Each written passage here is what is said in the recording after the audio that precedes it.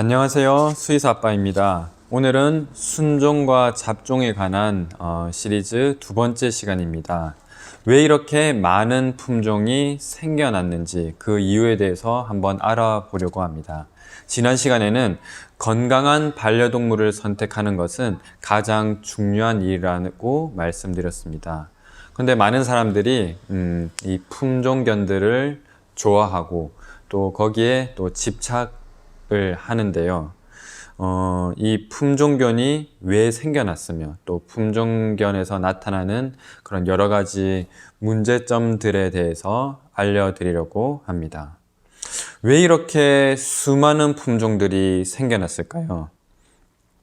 그래서 전통적으로 어떤 특정한 목적, 어떤 사냥을 하고 어떤 특정한 어떤 일을 시키기 위해 개량된 몇 가지 품종을 제외하면 현재 있는 그런 품종의 약 90% 정도는 100년 안에 만들어진 것입니다. 100년 전만 하더라도 이렇게 수많은 품종이 있지 않았습니다. 역사를 거슬러 올라가 보면 19세기에 빅토리아 시대 영국에서는 우생학, 유전학이 아주 유행을 했습니다. 그래서 경쟁적으로 개 브리딩이 부유층들 사이에서 인기를 얻게 되었습니다. 그래서 저마다 귀엽고 깜찍한 개, 그리고 특이한 모습의 개들을 개량하기 시작했고, 그것들을 또 부자들 사이에서 그런 것들을 자랑하기 시작했습니다. 이렇게 많은 품종들이 개량된 이유는 사람들이 어떤 작고 깜찍한 개, 특이한 모습의 개를 선호하기 때문입니다. 즉, 이것은 인간의 잘못된 욕망이 낳은 결과입니다. 수천 년 동안 인간은 단조로운 형태의 개와 지내왔는데 불과 100년 안에 약 200여 종에 넘는 개들의 품종이 만들어졌습니다. 사람들은 다 자라지 않은 늑대를 골라 품종을 개량시키고 또 유순한 성격과 부드러운 털, 그리고 특이한 모양으로 만들어냈습니다. 그래서 이 비정상적인 신체 구조를 가진 많은 품종견들이 만들어졌습니다. 그런데 그에 따라서 건강 문제도 생겨나게 되었습니다. 인간은 이기적이고 관심을 받기 좋아하며 또 과시하기를 좋아합니다. 그래서 개를 반려동물로 기르게 되면서 서로의 개를 자랑하기 시작했고 누구의 개가 더 예쁘고 훌륭한지 비교하였습니다. 그런데 그 판단 기준은 오로지 개의 외모였습니다. 인간이 이 개의 품종과 외양에 집착하면서 수천 년 동안 지켜온 자연 섭리를 거슬러 건강의 가치는 주목받지 못했습니다. 인간이 보기에 어떤 예쁜 머리의 형태, 예를 들면 납작한 개라든지 또 짧은 다리 길이, 그리고 아주 작거나 아주 큰 개, 그리고 예쁜 털 등이 가치 있는 동물을 판단하는 주요 기준이 되었습니다. 사실 다리가 아주 짧거나 귀가 엄청나게 길거나 그리고 얼굴이 납작한 모습들은 동물에게는 사실 필요하지 않습니다. 오히려 그것이 살아가는데 방해가 되기도 합니다. 또 많은 고통을 야기하고요.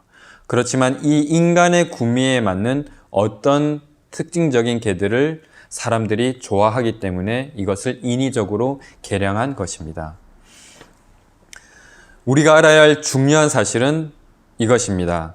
품종 개량은 인간을 위한 것이지 결코 개를 위한 것이 아닙니다. 이것은 고양이도 마찬가지입니다.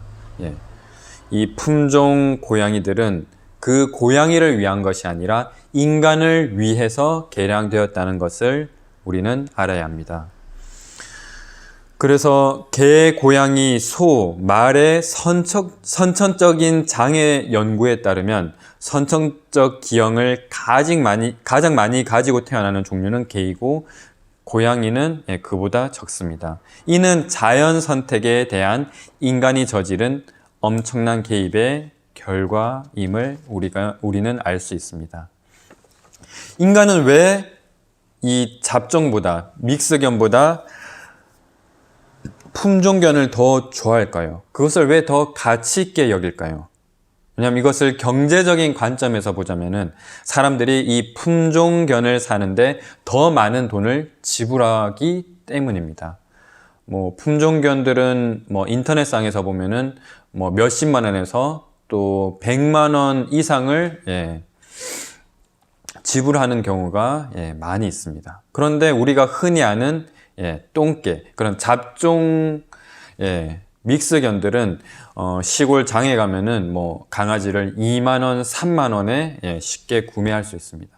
그런데 많은 사람들이 이 돈으로 그것을 가치를 판단하기 때문에 이 품종견들이 훨씬 더 뛰어나다라고 생각을 하고 있습니다. 그리고 이 품종이라는 단어가 순종이라는 뜻으로 쓰이고 있습니다. 순종은 우리가 종종 흠이 없고 훼손되지 않는 아주 건강하고 순수한 혈통을 순종이라고 하는데요. 순종과 이 품종은 전혀 다른 것입니다. 그래서 이 품종견들이 이런 순종의 의미를 실질적으로 담고 있지는 않지만 사람들이 그렇게 인식을 하고 있습니다. 그리고 수년간 또 이 반려동물에 관련된 마케팅에서 이 혈통이란 단어를 사용하여 이것이 마치 더 좋은 것처럼 광고하고 이야기해 왔기 때문에 사람들 머릿속에는 품종견은 더 좋고 똑똑하고 더 우월하다라는 인식이 박혀 있습니다. 우리는 이 순종이란 말을 쓰는데요. 이 순종을 다른 말로 하면은 근친교배입니다. 여러분들은 만약에 품종견과 근친교배로 태어난 개 중에 어느 쪽을 선택하겠습니까? 어떤 사람은 저는 품종견을 택하겠습니다 라고 말할지도 모릅니다. 하지만 품종견과 근친교배는 같은 말입니다. 그래서 이 유전자 풀이라는 것은 광활한 바다와 같아서 두 개의 나쁜 열성 유전자가 짝짓기를 통해서 새끼에게 이어질 확률은 매우 낮습니다. 하지만 같은 혈통 안에서 짝짓기를 되풀이하면 열성 유전자가 발현된 확률은 훨씬 높아지게 됩니다. 그래서 이 자연에서는 이 열성 유전자끼리 만나기는 매우 어렵습니다. 그래서 뭐 예를 들자면 얼굴이 납작하다거나 다리가 짧은 이런 개들은 사실 정상적인 개가 아니라 약간 돌연변이로 태어난 개들입니다. 그런 이런 개들끼리 야생에서는 자연에서는 결코 짝짓기하여 그 똑같은 모습의 개들이 태어나지 않습니다. 이것은 스스로 도태되어 없어지게 됩니다. 그런데 인간이 어떤 특정한 목적을 위해서 그러한 개들끼리 교배를 시켜서 그러한 특징을 가진 품종들이 생겨나게 된 것입니다. 그래서 한번 예를 들어보겠습니다. 아까 설명드렸듯이 이것이 정상적인 유전자 풀입니다. 그 유전자 풀은 이 커다란 호수와도 같습니다. 그 호수 위에 수백만 개의 탁구공이 떠 있다고 생각을 해보시기 바랍니다. 여기에 보이는 까만색 공들이 매끈하고 매끈한 탁구공인데요. 이 매끈한 탁구공은 바로 우성 유전자를 상징합니다. 그 속에 이런 그 탁구공에 찍찍이가 붙은 이 탁구공이 열성 유전자예요. 열성 유전자가 몇 개가 떠 있습니다. 그런데 이런 같은 특징을 가진 열성 유전자끼리 붙을 확률은 지극히 매우 낮습니다. 그런데 이 품종견의 유전자 풀은요, 같은 품종들끼리 서로 교배를 시키게 되면요, 이 열성 유전자끼리 만날 확률은 굉장히 높아지게 됩니다. 이것은 마치 이 조그마한 대야 위에 탁구공을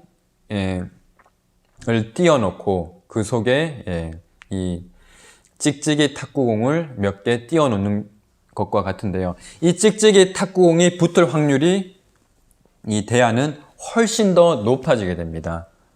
그래서 이 품종견끼리 교배한다는 것은 그 품종이 가진 어떤 유전적인 어떤 질환이나 이런 것들이 그 다음 세대에 발현될 확률이 매우 높다는 뜻입니다. 그래서 이것이 바로 근친교배로 태어난 개와 고양이의 품종에서 특정한 질병이 아주 흔하게 나타나는 이유입니다. 현재 사람들이 순종에게서 매력적이라고 느끼는 모습은 실제로 개의 신체적, 정신적 성장을 저해해서 나온 것임을 알아야 합니다. 이러한 과정에서 귀여움이나 원하는 다른 특징과 함께 의도치 않은 결함이나 기능의 소실을 만들어내게 됩니다. 쉽게 얘기해서 개가 정상적으로 완전히 성장한 상태에서 교배시키는 것이 아니라 약간 성장이 덜 된 상태, 약간 작고 어리고 그 다음에 털도 부드러운 그 상태에서 교배를 해서 나오게 된 것임을 우리가 알아야 합니다. 근데 그러한 교배로 인해서 특정한 어떤 장애나 결함, 기능의 소실이 나온다는 사실입니다. 사람들은 이 근친교배를 통해서 원하는 특징을 얻으려고 합니다. 하지만 근친교배는 혈통이 가진 유전적 질환이나 취약한 특징, 그 다음에 질병의 약한 저항력, 선천성 장애, 낮은 지능 등을 증가시키게 됩니다. 그리고 이러한 유전병을 영원히 지속하게 만드는 것입니다. 그래서 이런 품종 개량으로 통해 나타나는 문제점들이 우리는 과거의 또 역사와 사건들을 통해서 알 수 있는데요. 약 1920년경 미국에서 샴 고양이가 엄청난 인기를 끌게 되었습니다. 그래서 이 시장의 수요를 맞추기 위해 부모 자식 간뿐만 아니라 형제 자매 간에도 교배를 시키게 되었습니다. 그런데 이렇게 태어난 샴의 새끼 고양이는 허약해서 거의 전체가 죽어가게 되었습니다. 그래서 이후 교배업자들은 이 근친 교배를 피하기 시작하였습니다. 그 이후에도 다른 품종견들인 콜리, 코커 스패니얼, 비글, 저먼 셰퍼드 등에서도 이런 근친 교배로 인한 비슷한 문제를 겪었습니다. 우리 만약에 사람이 1000명당 1명꼴로 약 0.1%만 선천성 장애를 가진 사람이 태어난다고 하면은 사람들은 그것을 굉장히 우려하고 경각심을 느끼게 됩니다. 하지만 이 개나 고양이에 있어서 그 태어난 동물 중에서 약 10에서 25%, 다시 말하면 한 10마리 중에 한 2마리 정도가 결함이 있다고 해도 그런 통계에 대해서는 별로 대수롭지 않게 생각합니다. 왜냐하면 사람들이 계속해서 이러한 품종을 선택하고 사는 이유는 어떤 특정 품종에 애착을 느끼고 또 이러한 유전 질환이 있는 것을 알면서도 이것은 그냥 당연한 것으로 여기기 때문입니다. 그러나 이것은 결코 당연한 일이 아닙니다. 우리가 이 개의 조상은 늑대입니다. 그래서 늑대나 야생 개들에서는 전혀 생기지 않는 문제들이 품종견에서 나타나는 경우가 많습니다. 자, 예를 들어 푸들 같은 경우는 곱슬거리는 털을 가지고 있는데요. 이러한 털의 특징 때문에 밖에 산책이라든지 야외를 다니다 보면요, 어떤 뚝새풀이라든지 도둑가시 이런 것들이 많이 붙게 됩니다. 그래서 심지어는 그것이 또 항문에 들어가거나 입, 귀를 통해서 들어가기도 하고 또 눈에도 붙어서 염증을 유발하기가 매우 쉽습니다. 그러나 어떤 늑대나 야생 개들은요, 처음에는 부드러운 털을 가지다가 어른이 되면 거칠고 굵은 털로 바뀌게 됩니다. 그래서 이러한 풀들이 잘 달라붙지 않습니다. 그래서 그런 것들로는 굉장히 안전한 편입니다.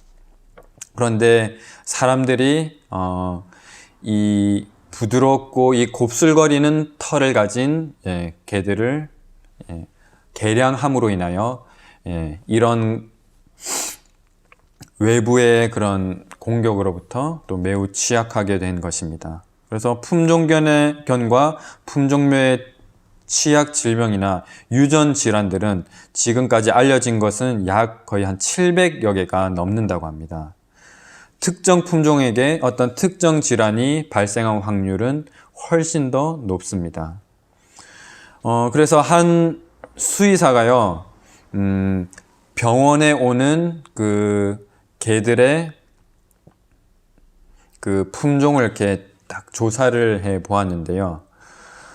대부분의 그 개들은요, 어떤 믹스견이나, 토착개, 그 지역에서 오랫동안, 있었던 그런 토착개들에게서는 뭐 주로 병원을 방문하는 이유가 뭐 예방접종이라든지 뭐 다친 상처, 부상 때문에 동물을 방문하였는데요.